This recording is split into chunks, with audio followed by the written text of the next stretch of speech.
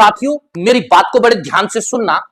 आज मैं आपको वो बता रहा हूं जो आपको कोई मीडिया हाउस नहीं बता रहा है। अब भारत सरकार की इस रिपोर्ट को देखो। इस रिपोर्ट में भारत सरकार आधिकारिक रूप से यह स्वीकार कर चुकी है कि आने वाले टाइम में 2008 से भी बड़ा रिसेशन आ सकता है।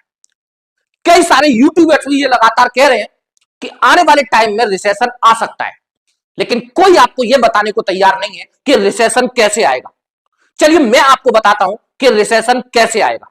साथियों, ये जो आप स्क्रीन पर फोटो देख रहे हैं, ये साने तकाइची का है, जिनके नेतृत्व में आज जापान में पूर्ण बहुमत की सरकार बनी है।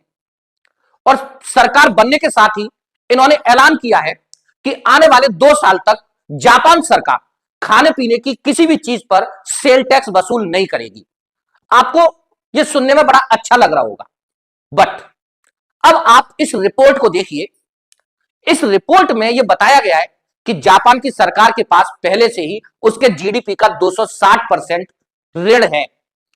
अब आप यह सोच के देखिए, ऐसी परिस्थिति में अगर जापान सरकार सेल टैक्स वसूल नहीं करेगी तो आने वाले टाइम में उसका बजट का घाटा बढ़ने वाला है, और उसको अपने घाटे को पूरा करने के लिए लोन चाहिए।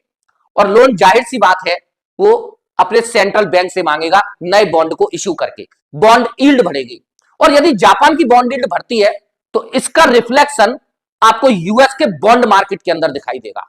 यूएस के अंदर भी धीरे धीरे बॉन्ड यील्ड बढ़ती चली जाएगी, और जैसे ही यूएस मार्केट के अंदर बॉन्ड यील्ड बढ़ेगी, इंटरेस्ट रेट वहां बढ़ेंगे, वहां का जो एआई बबल है वो फूटेगा, और ये पूरे के पूरे वर्ल्ड के अंदर धीरे धीरे फैलता चला जाएगा। और इस तरीके से ये रिसेशन पूरे की पूरी वर्ल्ड को अपनी चपेट में ले लेगा। मुझे उम्मीद है आपको मेरी बात समझ में आई होगी।